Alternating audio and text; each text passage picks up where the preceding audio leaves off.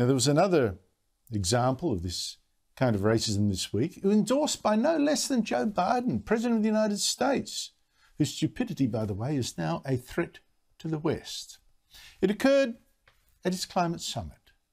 What a disgraceful farce that was. I am gobsmacked that Biden, on that Thursday and Friday last week, insulted the intelligence of 39 other world leaders, including our Prime Minister Scott Morrison, by making them listen to the ravings of a bizarre parade of alarmists and mystics and New Age tribal women and even a teenager. It was amazing. Now, Biden called this summit last week to force countries like ours to slash their global warming gases even more, at whatever cost, in money and jobs, while the world's biggest emitter, China, by the way, is meanwhile free to increase its own. The health of communities throughout the world depends on it. The well-being of our workers depends on it. Now, what is so telling is that the speakers Biden invited to his great big two-day climate conference last week did not include one climate scientist. And I think the reason was pretty simple. It would have been too dangerous to inject facts into the debate. I mean, scientists might have told him that, whoops, the temperature of the planet has just dropped to below the average of the last decade of last century. And what's more, Stephen Koonin, who was the scientist who was the US Undersecretary for Science when Biden was Vice President and Barack Obama was President, has now written a book called Unsettled, saying that global warming is a gross exaggeration. He says heat waves in the US are no more common now than in 1900. Humans have had no detectable impact on hurricanes. Greenland's ice sheet isn't shrinking any faster. And bushfires are burning 25% less area than 2 decades ago. But that's just science. And the global warming scare is now about something completely different. It's a religion with a touch of Marxism. It's been completely hijacked. So who did Joe Biden and his team ask instead of scientists to come lecture the world leaders they had captured in this conference? Well, one of their speakers was a girl aged just 19. Would you let your 19-year-old run your household budget? But here was a 19-year-old telling us how to run the world. She's in her first year at university in America. But she does say she's from a Mexican tribe on her father's side. And I guess that being Indigenous today makes you instantly wise and holy. So world leaders were treated to a lecture of the latest far-left university babble. We demand comprehensive, non-Eurocentric and intersectional climate education, including literacy on climate justice, environmental racism, ancestral and indigenous wisdom, on historical movements, disability justice, green careers, and sustainable living.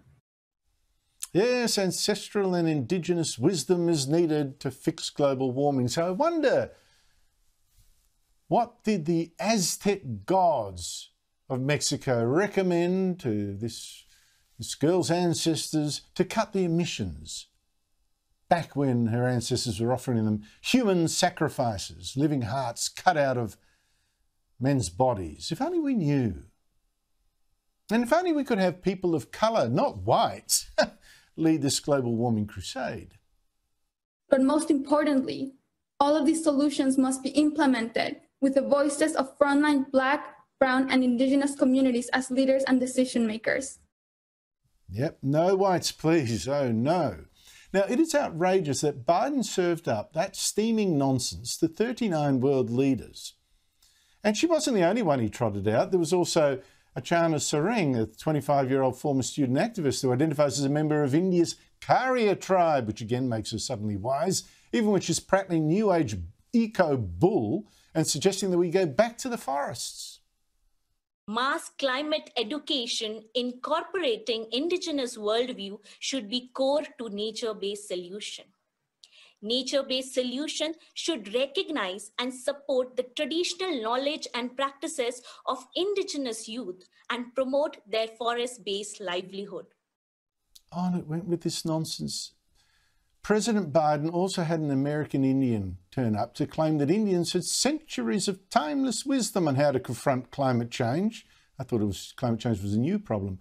And the leader of the Association for Indigenous Women and Peoples of Chad in Africa claimed Indigenous peoples' traditional knowledge is the key to helping all of humanity adapt and mitigate climate change. Now, look, let's be blunt. The time for, polite applause for the poor person from Africa. I mean, we should look to the Indigenous people of Chad for advice on how to power our advanced 21st century economies. Chad, which the United Nations Development Programme says is in the lowest category of all human development. In fact, it's ranked 187 out of 189 countries and territories. Chad can't even run itself. But here were the world leaders being told, you've got to listen to Chad's Indigenous people about how to run the economies of the advanced world. Has the West gone barking mad, so lost confidence in its technical know-how and its culture? But with no scientists around, anyone could claim any wild thing. I mean, here's the only Pacific Island leader chosen for Biden's summit, the President of the Marshall Islands, trotting out the old fake drowning islands scare. We are a low-lying atoll nation, barely a meter above sea level.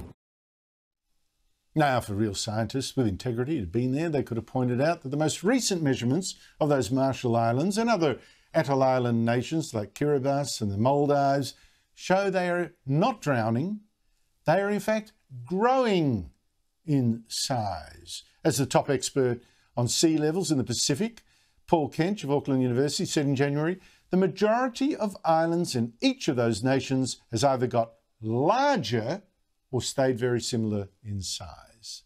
So why was Biden insulting our intelligence with this utter nonsense? And why didn't our Prime Minister, Scott Morrison, dare call it out?